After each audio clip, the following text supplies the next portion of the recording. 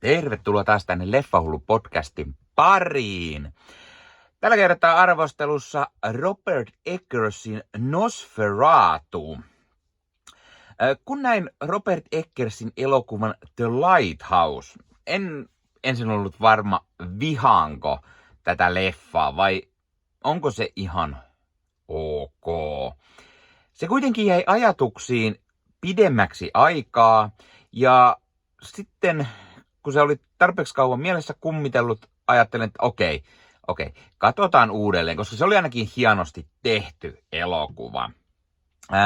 Kun katsoin sen uudelleen, huomasin, että hitto vie, sehän on loistava, suorastaan mestariteos, jonka jälkeen aloin fanittamaan Robert Eckersia. Herran seuraava työ, Northman, oli pakko käydä teattereissa heti katsomassa. Ja kun kuulin, että Eggers tekee uuden version vampyyrielokuvasta Nosferatu, olin innoissani ja päätin, että pitäähän se heti nähdä, kun se tulee elokuvat teattereihin, sillä rakastan vampyyrielokuvia, mutta myös eritoten Robert Eckersin mahtavaa tyyliä. Ja kun vieläpä paljastettiin leffan cast, mikä on melko kovaa, olin aivan myyty. Tämän lisäksi tietenkin traileri näytti todella hyvältä ja todella pelottavalta, joten ajattelin, että no niin, nyt on todella mielenkiintoinen leffa luvassa. Elokuvan tarina pääpiirteissään 1830-luvulla saksalainen Thomas Hutter matkustaa tämmöisen Transylvanian, tai sitä varmaan maata kerrota, vaan samantyyliseen maahan, tapaamaan tällaista vanhaa kreivi Orlockia, joka haluaa ostaa kartanon tällaisesta saksalaiskaupungista, jossa Thomas siis asuu.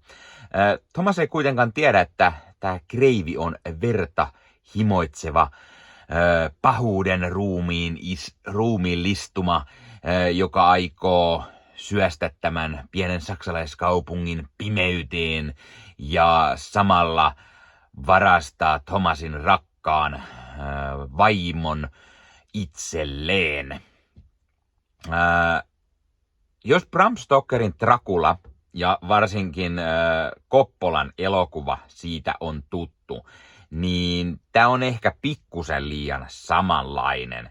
Ja varsinkin jos se alkuperäinen Murnaun Nosferatu on tuttu, tai Christopher Leen Dracula, Bela Lugosin tähdittämät Dracula-leffat, niin tämä on ehkä turhankin tuttua. Siis juoni on todella samanlainen, lähes yksi yhteen. Siinä on onneksi kuitenkin myös pikkusen twistejä ja se semmoinen ripaus Robert Eckersia ja hänen näkemyksiään aiheesta. Jos ei haittaa se, että elokuva on todella sama mitä Bram Stokerin Dracula, niin kannattaa ajatella tätä vaikka sellaisena rakkauskirjeen Nosferatua ja tätä Stokerin Dracula-kirjaa tai Coppolan filmatisointia kohtaan, niin sit se ei ehkä niin paljon häiritse. Itse ihan inasen tämä asia niin kuin häiritsi. Tämä on niin kuin remake, varsinkin tästä Stokerin tarinasta tai tästä Nosferatu-elokuvasta, mikä tuli silloin 20-luvulla. Ja onhan se Bram Stokerin Dracula sen verran tunnettu tarina, että kyllä joku haluaa tehdä aina noin 30 vuoden välein siitä jonkunlaisen isomman filmatisoinnin. Toki Dracula-leffoja nyt tulee varmaan pilvin pimeänä aina jossain päin maailmaa. Tässä ehdottomasti parasta antia on Robert Eckersin ohjaus, käsikirjoitus sekä sitten Eckersin luottokuvaajan Jarin Blanchen kuvaus. Myös näyttelijävalinnat on todella uskomattomia. Leffan pääosassa nähdään Johnny Deppin tytär Lily Rose Depp, ja ennestään mä tiesin hänet oikeastaan vain hänen ekoista leffoistaan, eli Kevin Smithin elokuvasta Tusk, jossa hänellä oli pieni rooli, sekä Kevin Smithin Yoga Hosers-leffasta, jossa hän oli kyllä toinen pääosa, mutta joka leffa on niin kaamean kuraa, että en siitä oikeastaan mitään muista. Mutta nämä on semmoisia leffoja, että ei Lily Rose Depp jäänyt oikeastaan mitenkään mieleen, mutta hitto vielä. Tässä hän räjäyttää pankin, siis hän näyttää, että hän osaa näytellä, ja siis todella loistavasti. Siis hän vetää todella mahtavan roolin, ja tämän jälkeen mä haluan nähdä lisää Lily Rose Deppiä ihan kaikessa, siis ehdottomasti tämän leffan parasta antia. Nicholas Hoult toimii myös mahtavasti, kuten aina, tämä on ehdottomasti siellä hänen kärkipääroolien joukossa. En nyt osaa sanoa, että mikä on ehkä paras, mutta sinne kärkipäähän menee. Willem Dafoe. Siis Willem Dafoe on kun luotu tähän professori Albin Ebenhard von Franchin rooliin. Eli no, hän on eräänlainen Van Helsing, jos tämä Dracula nimet on niinku tutumpia. Dafoe vetää todella mahtavasti, kuten aina, ja Eckersonkin Lighthouseista eteenpäin käyttänyt Dafoe aina leffoissa, ja kertokin jo, että hän on 2 seuraavaa leffaa käsikirjoittanut, ja Dafoella on molemmissa rooli kirjoitettuna, joten varmasti jatkossakin tullaan näkemään. Ja no, Nosferatuhan ei ole Willem Dafoe mikään ensivisitti tämän aiheen parissa, sillä hän näytteli itse tätä Kreivi Orlockia, tai no Max Schreckia, joka näytteli joka näytteli alkuperäisessä Nosferatussa Orlockia. Elokuva Shadow of the Vampire, mikä tuli vuonna 2000, siinähän kerrotaan tämän Nosferatun, tämän alkuperäisen tekemisestä, ja siinä Dafoe myös oli mukana. No, kun puhutaan Orlokista ja Nosferatusta, niin ei parane unohtaa Bill Skarsgårdia, joka tässä leffassa näyttelee Orlockia. Hän onnistuu todella hyvin roolissa. Hahmo jää hyvin sellaiseksi tausta niin kuin, kauhuleffan hahmoksi, jota ei näytetä liikaa, mutta just tarvittavan paljon, ja toimii siellä vähän niin kuin varjoissa ja semmoisena pelottavana elementtinä. Vaikka paikoin ehkä Skarsgårdin Orlok on pikkusen liian koominen, semmoinen koko ajan semmoinen pikku kähine ja huohotus siellä, pikkusen liikaa käytettynä, vähän ehkä koominen, ja ne pornstashit, äijällä on kunnon pornoviikset, ja se oli ehkä vähän liian koomista. Mutta samalla Skarsgård onnistuu kyllä olemaan hyytävä, ja hänet on maskerattu täysin tunnistamattomaksi, että ei kyllä Bill Skarsgårdia saa tekemälläkään Orlokista. Sen lisäksi hitto, tässä on Aaron Taylor Johnson, ja olihan mukava nähdä Taylor Johnson myös oikeasti hyvässä elokuvassa, Craven. Aaron Taylor Johnson toimii varsin hyvin sivuroolissa. Myös Emma Corrin toimii tosi hyvin, vaikka hän jää ehkä vähän pieneen, ehkä osittain mitättömään rooliin, mutta loppupuolella varsinkin hahmo saa enemmän niin kuin, tarinaa itselleen ja nousee mielenkiintoiseksi. Ja siis voi pojat, en olisi heti tunnistanut Emma Corrinia, kun miettii häntä Deadpool ja Wolverine-leffan pahiksen roolista, niin tässä ei heti olisi tajunnut, että on sama näyttelijä täällä. Mainitaan myös Simon McBurney, joka näyttelee tämmöistä herra Nokkia. Hän on eräänlainen Renfield, tää hullu kaveri, joka sekoo täysin tästä Orlokista ja auttaa tätä kaikin tavoin. Ja kuten sanottu, vaikka näillä hahmoilla onkin eri nimet, niin onhan nämä siis täysin suoraan nämä Bram Stokerin Dracula-hahmot. Toimii hyvin samankaltaisena ja varsin toimivat näyttelijät siis tässä.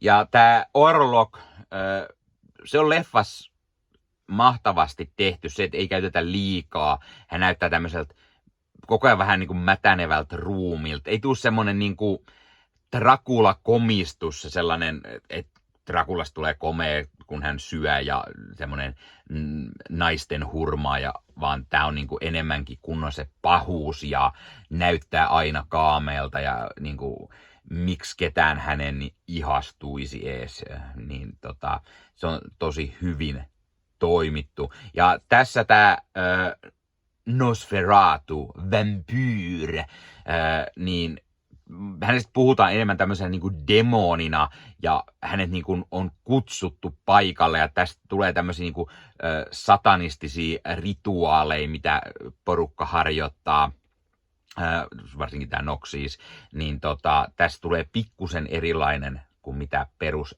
Dracula-tarina. Onko tämä leffa kauhua?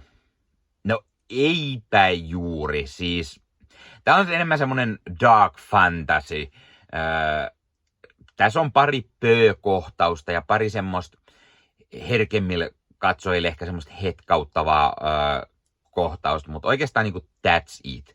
Trailerin perusteella mä odotin kyllä paljon pelottavampaa elokuvaa, mutta tässä on semmoinen niin kuin, tässä on semmoinen hyytävä tunnelma koko ajan mukana ja näin, mutta silti mä sanoisin tätä enemmän draamaksi ehkä kuin kauhuksi, koska ei tämä nyt ihan hirveän pelottava. Toki pelko on subjektiivista, niin joku saattaa ehkä tätäkin pelätä.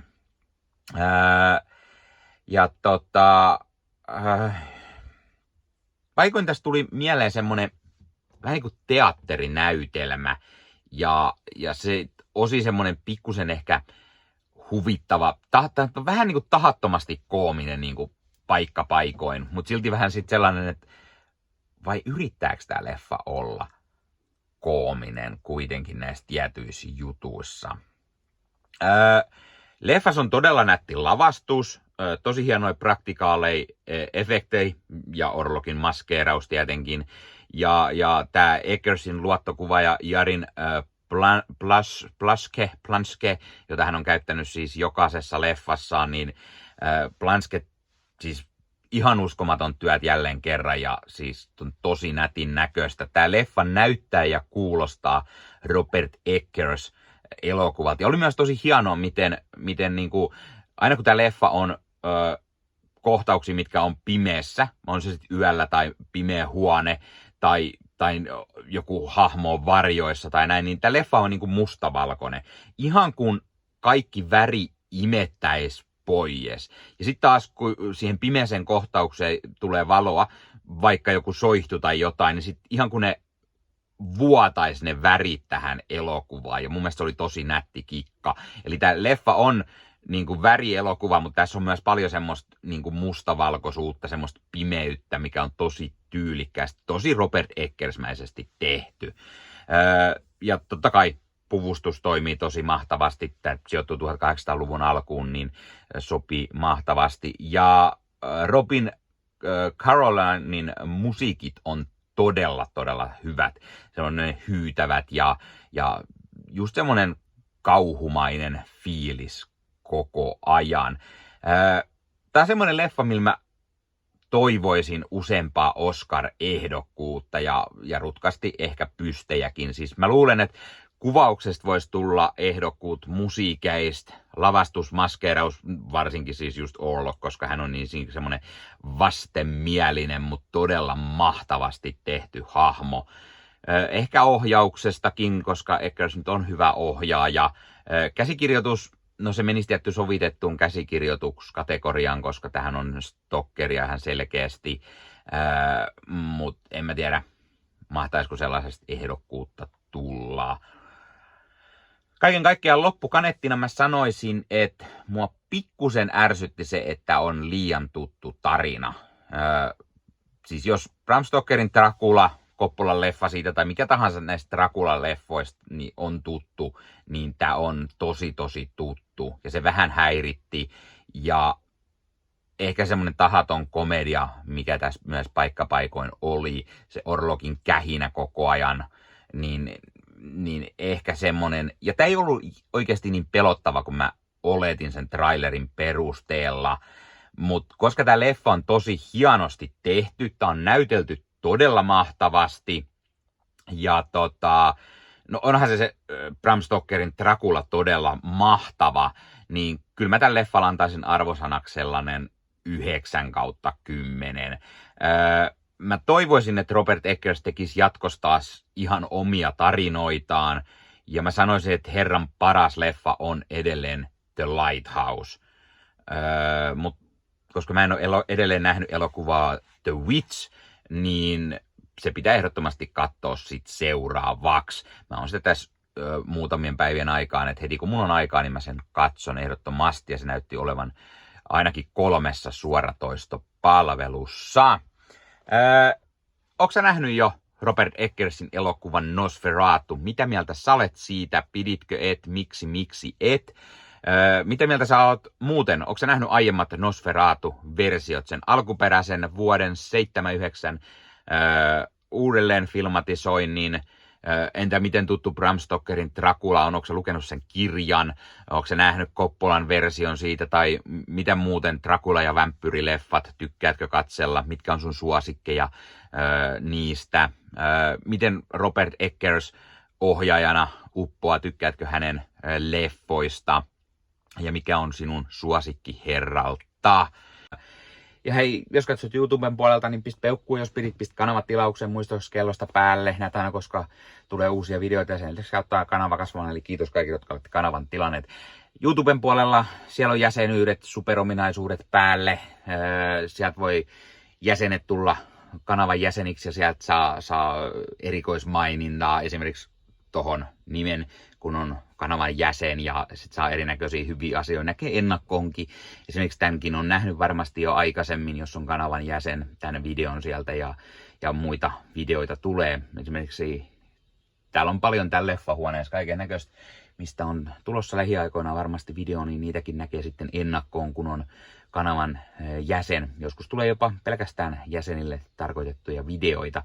Ja sen lisäksi on kaikki korostettuja vastauksia ja tila ja tämmöisiä merkkejä ja muuta kaikki. Kyllä te tiedätte YouTube-juttut. 0,99 € kuussa tai 2,99 € kuussa, niillä saa erinäköisiä asioita, kun tilailee tai on kanavan jäsen. Ja niitä supertykkäyksiä, superkommentteja, kaikkea voi laittaa, niin siitä tulee muutamat 10 sentit sitten tähänkin suuntaan. Eli kiitos kaikille, jotka olette niitä laittaneet. Ottakaa Leffahullu somekanavat haltuun, Instagrami, TikTokki, Facebook-sivusto, jäne. Meikäläinen tekee Marvel Podcast Suomea, Star Wars Podcastia ja sitten sen lisäksi meikäläinen kuuluu Leffamediaan, jos on yli 30 sisääntuottajia, jotka rakastavat leffoja ja sarjojen katsomista, niiden arvostelemista ja kaikkeen leffoja ja sarjoihin liittyvää. Sieltä löytyy leffa- ja sarja-aiheiset uutiset, huhut, trailerit, sieltä löytyy haastatteluja, kaikennäköistä leffa- ja sarja-aiheista. Ja jos taas haluat ostaa fyysisiä leffoja, niin suomikassu.fi verkkokaupasta voi käydä ostamassa itselleen 4K DVDtä, Blu-raytä. Siellä kun käyttää koodia Leffahullu, saa 5 € alennusta, kun ostaa yli 60 €. Mikä se mukavampaa? Pikkualennus, ostaa leffat ja sarjaiset fyysinä hyllyyn, koska koskaan ei voi tietää, koska joku suoratoistopalvelu lähtee muokkaamaan leffoja, poistamaan niitä valikoimastaan. Usein kuvan ja äänenlaatu kärsii, koska suoratoistopalvelujen pittivirta ei riitä. Kun leffa on fyysinä hyllyssä, siinä on paras mahdollinen kuvan ja äänenlaatu ja silloin niin kuin tietää, että varmasti saa laatu. Sen lisäksi fyysinen leffoissa on esimerkiksi bonusmateriaaleja elokuvan tekemisestä. Ostat jonkun erikoisjulkaisun, tyylikäs steelbook vaikka tai premium-julkaisu, niin tulee kaikennäköistä lisähärpäkettä myös mukana, magneetteja, julisteita, kirjasta, vihkosta sen leffan tekemisestä, kaikennäköistä muuta mukavaa. Sen takia fyysinen formaatti on aina jees. No niin, tämä oli Leffahullu podcast tällä kertaa. Ei muuta, ensi kertaa. Se on moro.